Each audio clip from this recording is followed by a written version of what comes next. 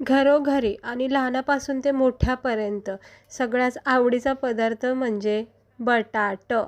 बटाटं हे असा एक खाद्यपदार्थ आहे जे आपण प्रत्येक भाजीमध्ये टाकतो किंवा ह्याच्यापासून वेगवेगळ्या भाज्या बनल्या जातात. ते इकडे बघू शकता. अगदीच भाजीला घरामध्ये काय नसेल ना, तर अशा वेळेस ना तुम्ही बटाट्याची अशी झणझणीत चमचमीत ही रस्सा भाजी बनवू शकता. सगळ्यांच्याच आवडीची ही बटाट्याची रस्सा भाजी तयार होती. इकडे बघू शकता. मस्त अशी झमझमीत चणचणीत, कोणतंही वाटण नाही केलं, अगदी सिंपल पद्धतीने पण दाटसर अशी ग्रेव्ही असलेली ही बटाट्याची रस्सा भाजी बनवलेली आहे. याला तुम्ही भाकरीसोबत, भातासोबत एकदम छान लागते. तर चला बघून घेऊया आपण याला लागणारं साहित्य, बनवायची कृती. तिकडे मला थोडीच भाजी बनवायची, त्यामुळे ना मी इकडे 3 बटाटे घेतलेत बघा. जरा याला असं पाण्यामध्ये ठेवते, म्हणजे कसं वरची जी थोडीशी माती वगैरे असते ती सगळी निघून जाईल. आणि मग स्वच्छ धुवून काढायचं. जरा साईडला ठेवून घेऊया, तोपर्यंत आपण दुसरी तयारी करूया. तर आता या भाजीसाठी फक्त मी कांदा टमाटर बारीक चिरून घेतलं आहे. कोणतं वाटण नाही करायचं, काहीच नाही, अगदी सिंपल भाजी पण मस्त लागते.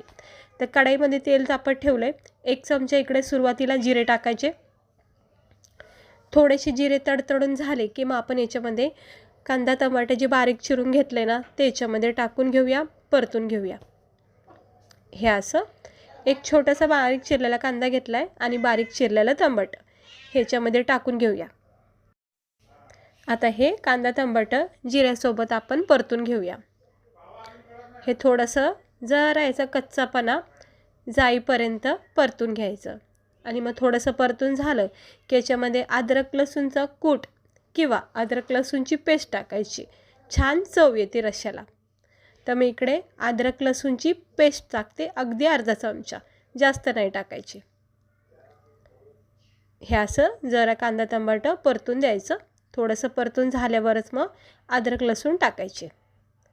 खूप छान भाजी मी तुम्हाला दाखवते. ही बटाट्याची भाजी एकदा करून बघा. अशा वेळेस ना, ज्यावेळेस भाजीला बाहेर जायचा कंटाळा येत असेल किंवा घरात काही नसेल ना, अशा वेळेस करा. ही भाजी लय भारी लागते. आता इकडे मी अद्रक लसूण टाकले अर्धा चमचा आणि हे सुद्धा आता मिक्स करून घेऊया. ह्याने छान असा सुगंध बघा किती मस्त, लगेच अद्रक लसूणचा जो फ्लेवर असतो ना एकदम असा पसरला जातो आणि याने पण एक छान चव येते प्रत्येक भाजीला. आता हे आपलं अद्रक लसूण कांदा टमाटर चांगलं परतून घ्यायचं आणि थोडंसं परतून झालं की मग आपण याच्यामध्ये बेसिक मसाले टाकायचे. ही रस्सा भाजीनं अजिबात कुठलं वाटण आपण करत नाही, काय नाही, सिंपल पद्धतीने करते, पण दाटसर आहे, ग्रेव्हीबाज आहे. थोडंसं हे परतून झालं की याच्यामध्ये आपण 1 चमचा हळद टाकायची, 1 चमचा गरम मसाला पावडर, 1 चमचा धना पावडर आणि आवडीनुसार लाल तिखट टाकायचं. तर इकडे मी 2 चमचे लाल तिखट वापरलेलं आहे. त्यानंतर आता चवीनुसार मीठसुद्धा इथे टाकून घ्यायचं, धना पावडर टाकून घ्यायचं. हे बेसिक आपले रोजचे मसाले आहेत. हे सगळं टाकून घ्यायचं आणि व्यवस्थित याला एकजीव करायचं आणि याला चांगलं स्लो गॅसवर झाकण ठेवून परतून घ्यायचं. जितकं चांगलं हे परतलं जाईल ना तितकंच भाजीच्या रश्श्याला एकदम छान चव येते. हे बघा सगळे मसाले कसे एकजीव झालेले आहेत. कांदा टमाट्यासोबत अद्रक लसूणची पेस्ट टाकली, जिरे आहेत, छान एक फ्लेवर येतो.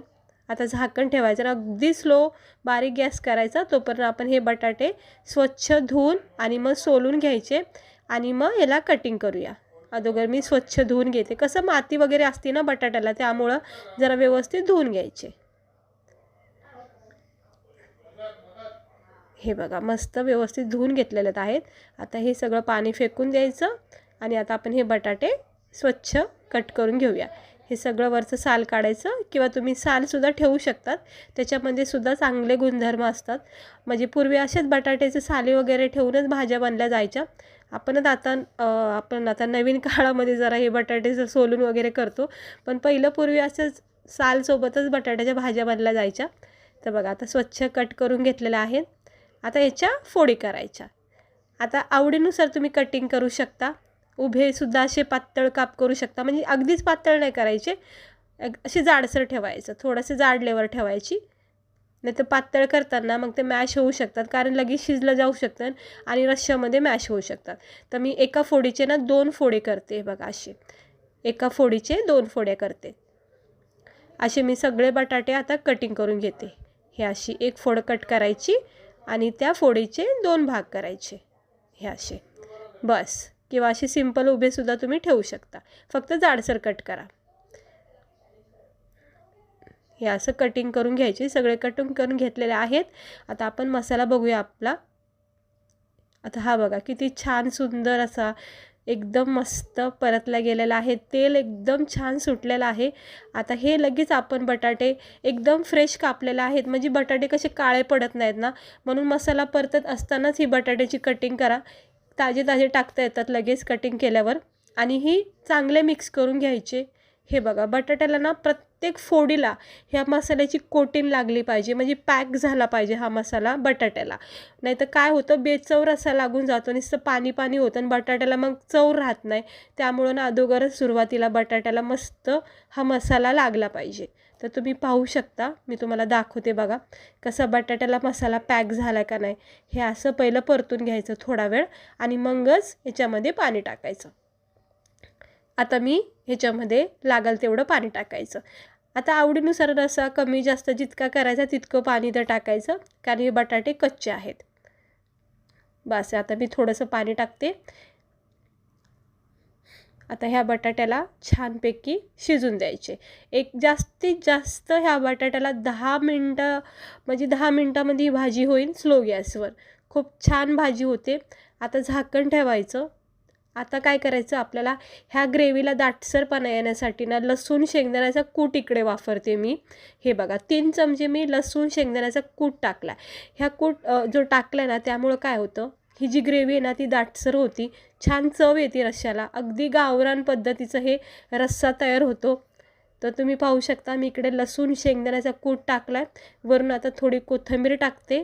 आणि हे बघा आपला भाजीचा रश्श्याचा रंग तुम्ही पाहू शकता. हा रंग बघा, ही तरी बघा किती सुंदर वाटते का नाही. एकदम छान अशी तरी आली आणि किती भारी रंग आला आहे रश्श्याला. आता उकळी यायला सुरुवात झालेली आहे. स्लो गॅस ठेवला आहे. झाकण ठेवायचं आणि खळखळून उकळी येऊन द्यायची जोपर्यंत बटाटे शिजत नाही. अगदी गाळ शिजवायचे नाहीत, फक्त आपल्याला खाता येतील इतके शिजून घ्यायचे. बघा कशी खळखळून उकळी फुटली. आणि लसूण शेंगदाण्याचा जो फ्लेवर दिला ना आपण याच्यामध्ये, जो कूट टाकला ना, त्याची अप्रतिम चव लागते बरं का ह्या भाजीला. हे बघा दाटसर ग्रेव्ही तयार होती त्याने. आता असं स्लो गॅसवर याला ठेवायचं अजून 2-4 मिनटं आणि मग ही आपली परफेक्ट भाजी तयार झाली बघा. इतका घट्टपणा पुरेसा आहे, कारण आपल्याला ही सुक्की भाजी नाही बनवायची ना, भातासोबत भाकरीसोबत असं चुरून वगैरे खायला छान वाटते ही भाजी. तर बघा आपण जरा बटाटे चेक करूया. हे बटाटे जरा चेक करते, पाहू शकता तुम्ही. हे बघा झाले का नाही कट, अगदी मस्त नरम सॉफ्ट झाले. आता याच्यापेक्षा जास्त गाळ नाही करायची, नाही तर मॅश होऊ शकतात बटाटे.